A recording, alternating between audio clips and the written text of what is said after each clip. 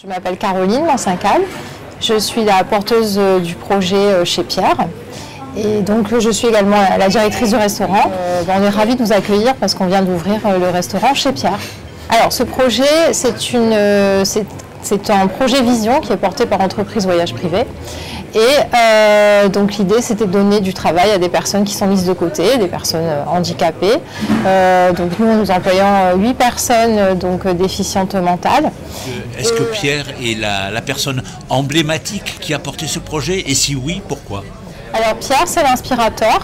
C'est Pierre à 53 ans, il est porteur de trisomie 21 et c'est grâce à lui que cette idée est née, même s'il ne va pas travailler dans le restaurant parce que maintenant il est un peu âgé et donc voilà, c'est mieux qu'il se repose, mais c'est vraiment lui qui a fait naître cette idée. Et notre recherche était axée sur le centre-ville parce que c'était important de donner de la visibilité au handicap.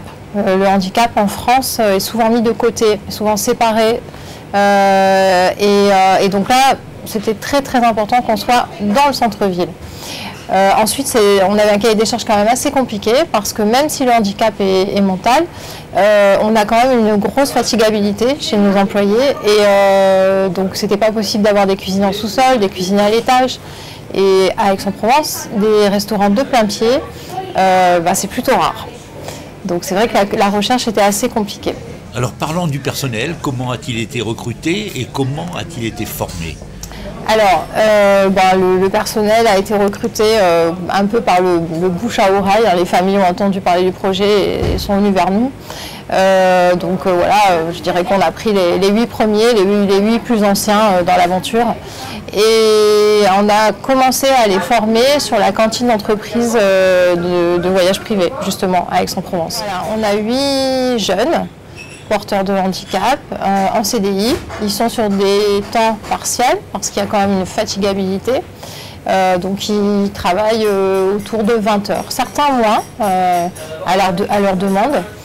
Mais sinon, donc, la majorité travaille environ 18-20 heures. J'ai passé un CAP agent polyvalent de restauration dans un lycée professionnel à Aix, qui s'appelle le lycée Célonie. Oui. Et mes tout débuts de ce métier, je l'ai rencontré au collège de l'Arc de Méran en SECPA, à Aix-en-Provence, où c'était un atelier en plus des cours. Je trouve très intéressant parce qu'on a le contact avec les clients. Et ce genre, j'aime beaucoup parce qu'on est avec des personnes qui sont assez à l'écoute. Alors comment imagines-tu ton avenir? Je vis au jour le jour et au présent. D'accord, mais avec un nouveau métier? Avec un métier? À voir comment ça se passe. Comment ça se passe parce que je peux avoir mal au bras, donc du coup c'est aussi que cette situation ordinaire mais tout en étant aidée et accompagnée m'intéresse énormément. Alors quel sera l'avenir professionnel de ces jeunes gens? Comment le souhaitez-vous? Nous on espère les garder déjà. Alors ce qui serait aussi ce qui serait l'aboutissement de l'inclusion à mon sens, ce serait qu'ils soient intégrés dans des restaurants tout à fait ordinaires. Pour moi, ce serait vraiment là qu'on gagnerait le pari de l'inclusion. Mais sinon, j'ai bien envie de garder mon équipe.